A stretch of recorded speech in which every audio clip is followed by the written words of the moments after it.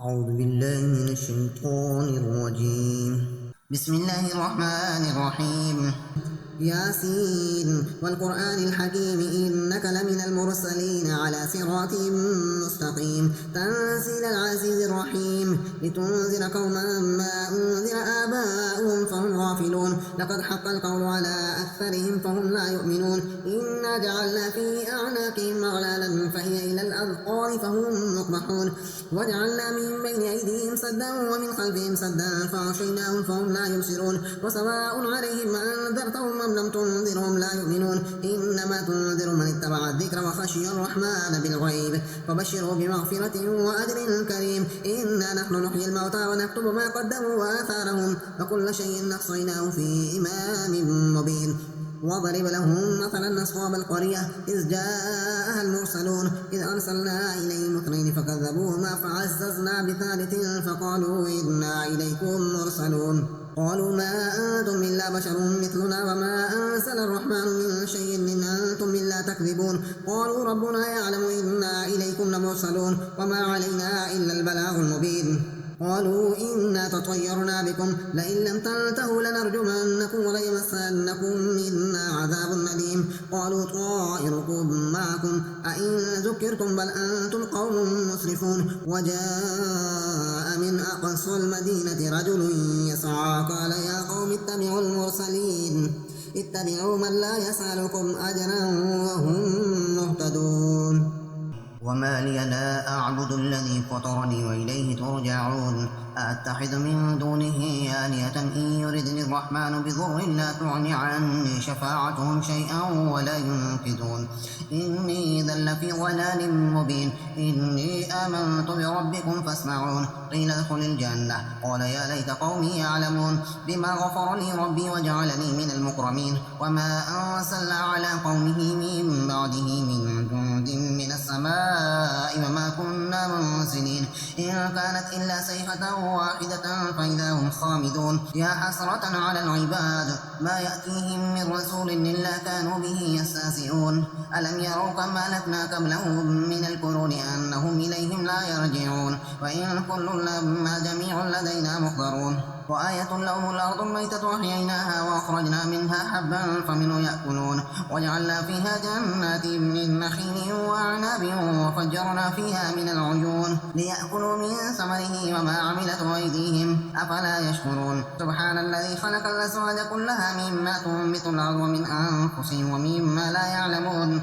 وآية لهم الليل نسلخ منه النهار فإذا هم مظلمون والشمس تجري لمستقر لها ذلك تقدير العزيز العليم والقمر قدرناه منازل حتى عاد كالعرجون القديم لا الشمس ينبغي لها أن تدرك القمر ولا الليل سابق النهار وكل في فلك يسبحون وآية لهم أنا حملنا ذريتهم في الفلك المشحون وحلقنا لهم من مثله ما يركبون وإن نشأ نغرقهم فلا صريخ لهم ولا هم ينقذون إلا رحمة منا ومتاعا إلى حين وإذا قيل لهم اتقوا ما بين أيديكم وما خلفكم لعلكم ترحمون وما تأتيهم من آية من آيات ربهم إلا كانوا عنها معرضين وإذا قيل لهم أنفقوا مما رزقكم الله قال الذين كفروا للذين آمنوا ونطعم من لو يشاء الله طعمه إن أنتم إلا في ضلال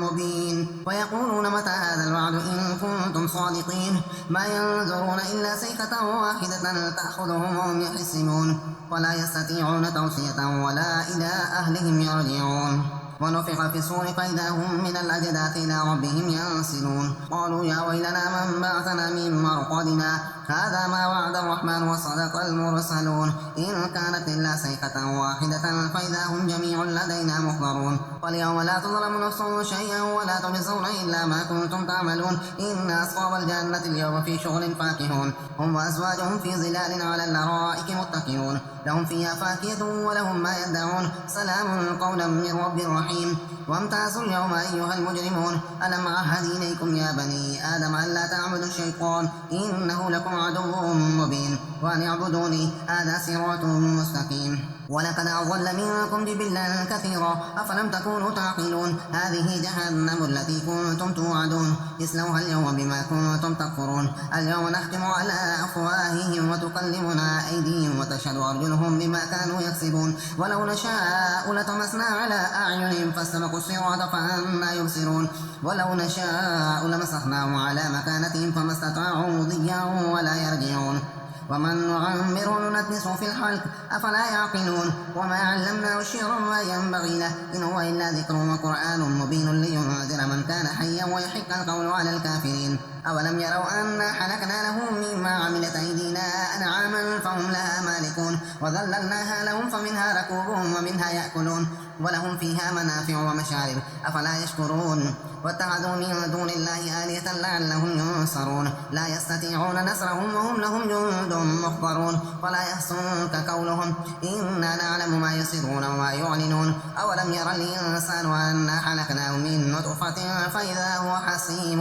مبين وضرب لنا مثلا ونسي خلقه قال من يحيي العظام وهي رميم قل يحييها الذي أنشأها أول مرة وهو بكل خلق عليم الذي جعل لكم من الشجر الأخضر نارا فإذا أنتم منه توقدون أوليس الذي خلق السماوات والأرض بقادر على أن يخلق مثلهم بلى وهو الحلاق العليم إنما أمره إذا أراد شيئا أن يكون له كن فيكون فسبحان الذي بيده ملكوت كل شيء وإليه ترجعون بسم الله الرحمن الرحيم الرحمن علم القرآن خلق الإنسان علمه البيان الشمس والقمر بحسبان والنجم والشجر يسجدان والسماء رفعها ووضع الميزان ألا تطغوا في الميزان وأقيموا الوزن بالقسط ولا تخسروا الميزان والأرض وضعها للأنام فيها فاكهة والنخل ذات الأكمام والحب ذو العصف والريحان فبأي آلاء ربكما تكذبان خلق الإنسان من الصلصال كالفخار وخلق الجان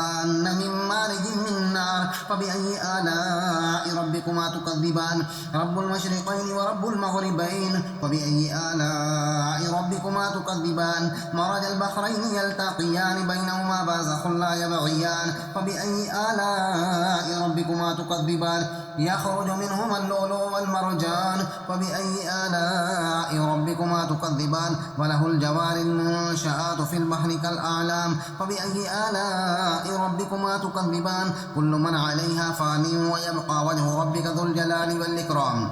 فبأي آلاء ربكما تكذبان يسأله من في السماوات والأرض كل يوم هو في شأن فبأي آلاء ربكما تكذبان سنفرغ لكم أيها الثقلان فبأي آلاء ربكما تكذبان يا معشر الجن والإنس إن استطعتم أن تنفذوا من أقطار السماوات والأرض فانفذوا لا تنفذون إلا بسلطان فبأي آلاء ربكما تكذبان يرسل عليكما شواظ من نار ونحاس فلا تنتصران فبأي آلاء ربكما تكذبان فإذا انشقت السماء فكانت وردة كالدهان فبأي آلاء ربكما تكذبان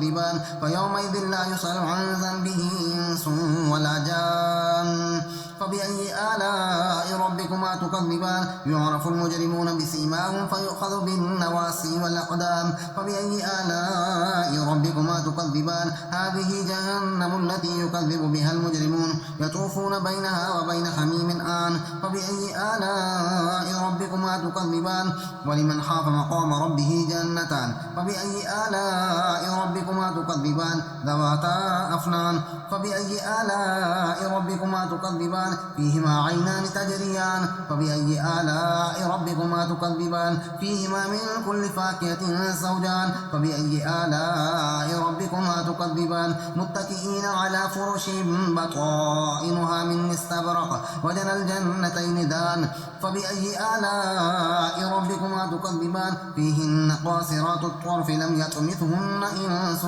قبلهم ولا جان فبأي آلاء ربكما تكذبان كأنهن الياقوت والمرجان فبأي آلاء ربكما تكذبان هل جزاء الإحسان إلا الإحسان فبأي آلاء ربكما تكذبان ومن دونهما جنتان فبأي آلاء ربكما ربكما تكذبان مدهامتان فبأي آلاء ربكما تكذبان فيهما عينان نضاختان فبأي آلاء ربكما تكذبان فيهما فاكهة ونخل ورمان فبأي آلاء ربكما تكذبان فيهن خيرات حسان فبأي آلاء ربكما تكذبان حور مقصورات في الخيام فبأي آلاء ربكما تكذبان لم يطمثهن إنس قبلهم ولا جان فبأي آلاء ربكما تكذبان متكئين على رفرف خضر وعبقري حسان فبأي آلاء ربكما تكذبان تبارك اسم ربك ذي الجلال والإكرام بسم الله الرحمن الرحيم إذا وقعت الواقعة ليس لوقعتها كاذبة خافضة رافعة إذا رجت الأرض رجا وبست الجبال بسا فكانت هباء منبثا وكنتم أزواجا ثلاثة وأصحاب الميمنة ما أصحاب الميمنة وأصحاب المشأمة ما أصحاب المشأمة والسابقون السابقون أولئك المقربون في جنات النعيم ثلة من الأولين وقليل من الآخرين على سرر موضونة متكئين عليها متقابلين يطوف عليهم ولدان مخلدون بأكواب وأباريك وكأس من معين لا يصدعون عنها ولا ينزفون وفاكهة مما يتخيرون ولحم طير مما يشتهون وحور عين كأمثال اللؤلؤ المكنون جزاء بما كانوا يعملون لا يسمعون فيها لغوا ولا تأثيما إلا قيلا سلاما سلاما وأصحاب اليمين ما أصحاب اليمين في سدر مخضود وطلح منضود وذل ممدود وماء مسكوب وفاكهة كثيرة لا مقطوعة ولا ممنوعة وفرش مرفوعة إنا أنشأناهن إنشاء فجعلناهن أبكارا عربا أترابا لأصحاب اليمين ثلة من الأولين وثلة من الآخرين وأصحاب الشمال ما أصحاب الشمال في سموم وحميم وظل من يحموم لا بارد ولا كريم إنهم كانوا قبل ذلك مترفين وكانوا يصرون على الحنث العظيم وكانوا يقولون أئذا متنا وكنا ترابا وعظاما أئنا لمبعوثون أو آباؤنا الأولون قل إن الأولين والآخرين لمجموعون إلى ميقات يوم معلوم ثم إنكم أيها الضالون المكذبون لآكلون من شجر من زقوم فمالئون منها البطون فشاربون عليه من الخميم فشاربون شرب الهيم هذا نزلهم يوم الدين نحن خلقناكم فلولا تصدقون أفرأيتم ما تمنون أأنتم تخلقونه أم نحن الخالقون نحن قدرنا بينكم الموت وما نحن بمسبوقين على أن نبدل أمثالكم وننشئكم فيما لا تعلمون ولقد علمتم النشأة الأولى فلولا تذكرون أفرأيتم ما تحرثون أأنتم تزرعونه أم نحن الزارعون لو نشاء لجعلناه حطاما فظلتم تفكهون إنا لمغرمون بل نحن محرومون أفرأيتم الماء الذي تشربون أأنتم أنزلتموه من المزن أم نحن المنزلون لو نشاء جعلناه أجاجا فلولا تشكرون أفرأيتم النار التي تورون أأنتم أنشأتم شجرتها أم نحن المنشئون نحن جعلناها تذكرة ومتاعا للمقوين فسبح باسم ربك العظيم ولا أقسم بمواقع النجوم وإنه لقسم لو تعلمون عظيم إنه لقرآن كريم في كتاب مكنون لا يمسه إلا المطهرون تنزيل من رب العالمين أفبهذا الحديث أنتم مدهنون وتجعلون رزقكم أنكم تكذبون فلولا إذا بلغت الحلقوم وأنتم حينئذ تنظرون ونحن أقرب إليه منكم ولكن لا تبصرون فلولا إن كنتم غير مدينين ترجعونها إن كنتم صادقين فأما إن كان من المقربين فروح وريحان وجنة نعيم وأما إن كان من أصحاب اليمين فسلام لك من أصحاب اليمين وأما إن كان من المكذبين الضالين فنزل من حميم وتصلية جحيم إن هذا لهو حق اليقين فسبح باسم ربك العظيم بسم الله الرحمن الرحيم تبارك الذي بيده الملك وهو على كل شيء قدير الذي خلق الموت والحياة ليبلوكم أيكم أحسن عملا وهو العزيز الغفور الذي خلق 7 سماوات طباقا ما ترى في خلق الرحمن من تفاوت فارجع البصر هل ترى من فتور ثم ارجع البصر كرتين ينقلب إليك البصر خاسئا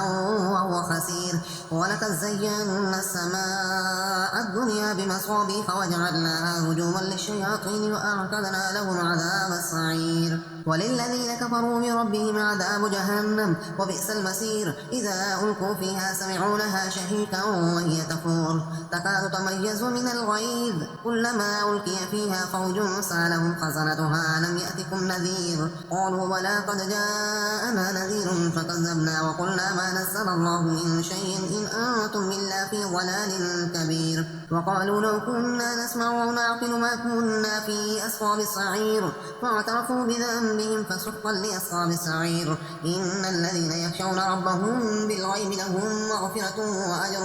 كبير وأسروا قولكم أو اجهروا به إنه عليم بذات الصدور ألا يعلم من حلف وهو اللطيف الخبير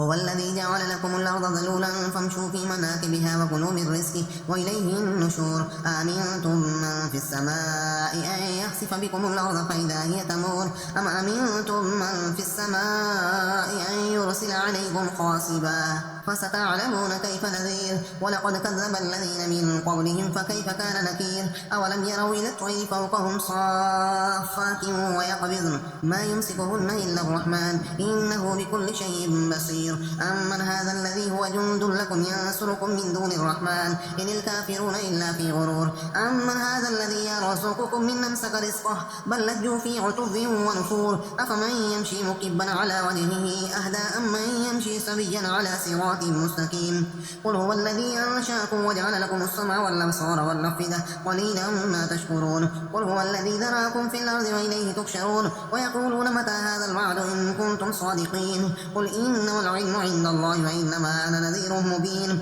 فلما رأوه زلفة سيئت وجوه الذين كفروا وقيل هذا الذي كنتم به تدعون قل أرأيتم من أهلكني الله ومن معي أو رحمنا فمن يجير الكافرين من عذاب أليم قل هو الرحمن آمنا به وعليه توكلنا فستعلمون من هو في ضلال مبين قل أرأيتم إن أصبح ماؤكم غورا فمن يأتيكم بماء معين صدق الله